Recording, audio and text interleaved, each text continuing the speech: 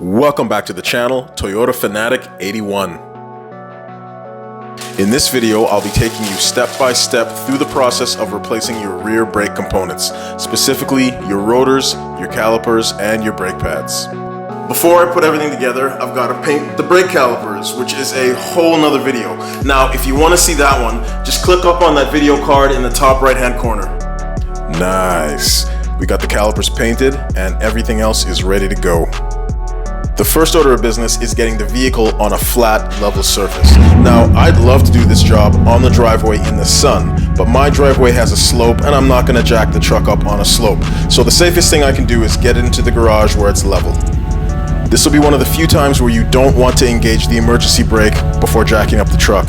If you engage the e-brake during this job, the rotors are not coming off the hubs. So to make sure that your vehicle doesn't get away from you, place wheel chocks at the front end. Before you get the back end in the air, use a breaker bar to loosen each one of the lug nuts.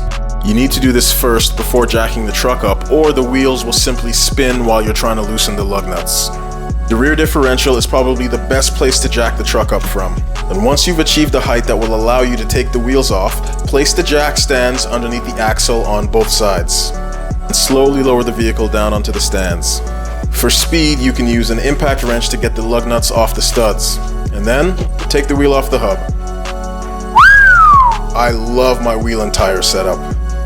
Okay, all the brake components are now exposed. It's time to start taking them apart. Trust me, you'll want a bucket handy to catch brake fluid while you're doing the job. Use a clamping tool to pinch the brake hose. This way you'll reduce the flow of brake fluid. There's a banjo bolt at the end of the brake hose. You can break it loose using a 14mm wrench. Unthread that banjo bolt and keep it somewhere safe because you'll need it again soon. In this case, I had to use a breaker bar to crack loose the mounting bolts for the caliper. The impact wrench couldn't crack them at first, so I had to use some leverage with the breaker bar.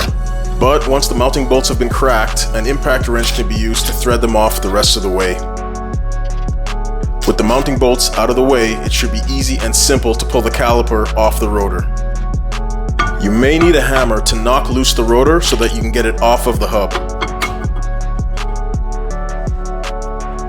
Now that the hub's exposed, you can use a wire brush and some brake cleaner to remove any dirt or rust that's on the mating surface of the hub. You'll want a nice clean surface to put the new rotor onto. Next is to lubricate the emergency brake actuator. You should also lubricate the emergency brake adjuster. These new rotors are beautiful. They're slightly bigger than the stock rotors, and so there's more clamping area for the brake pads to contact. These new rotors are also drilled, slotted, and vented. This means that they'll dissipate gases and dissipate heat much better than the stock rotors. Just like many other vehicle parts, these rotors will have a thin layer of packing oil on them. That oil is there to make sure that the rotor doesn't rust while it's being stored or transported. Still, we have to get that oil off before we throw the rotor onto the hub. Apply some Never-Seez to the mating surface of the hub. Firmly place the rotor onto the hub, and you can keep it there securely by using one of the lug nuts. Now it's time to prepare the caliper brackets. You can start by putting grease on the small ledges where the brake pad clips will sit. The purpose of the grease is to dampen vibration and reduce noise. Now it's time to put those brake pad clips onto the bracket. Each caliper bracket will have 4 clips, and it's fairly easy to see which way they go on. Each clip will have 2 small hooks on the side of it. You want to make sure that those hooks are hanging off the outside of the bracket. You never want them to come in contact with the surface of the rotor. It's really important that all 4 clips sit securely within that bracket. Once you've installed them, take a good look at them. Make sure there's no space between any clip and the bracket itself. They should be sitting flush. Next, apply some grease to the slider bolts. These are the bolts that will hold the caliper to the caliper bracket. You can apply some grease to the metal aspect of the piston, or you could put some grease on the back of the brake pads. Either way will work. Also, throw some grease on the inside edge of the caliper. Okay, let's get the bracket back on the rotor. Grab the mounting bolts and thread them in by hand at first. You can also use an impact wrench to speed up the process.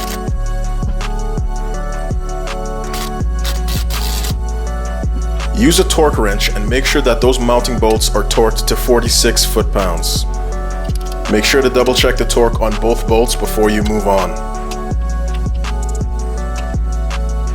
Install both brake pads by snapping them into the clips on the bracket.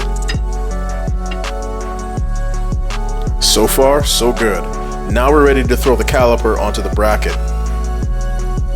Just before we do that, let's take a quick look at the old caliper versus the new caliper.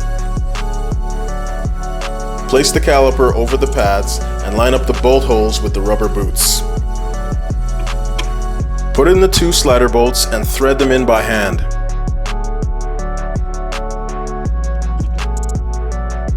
Once again, use a torque wrench to set them to 20 foot-pounds and make sure you double check them.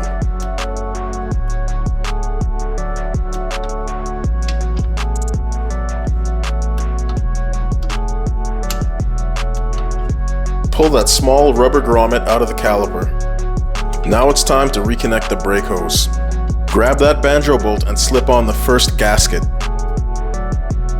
Slip the bolt through the hole at the end of the hose and place that second gasket onto it. There's a small hole in the caliper for that little hook at the end of the brake hose. That should help you line up the hose and allow you to thread in the banjo bolt.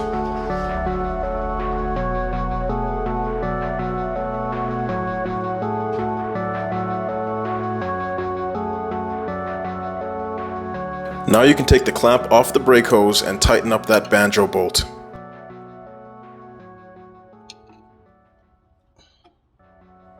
And there you go.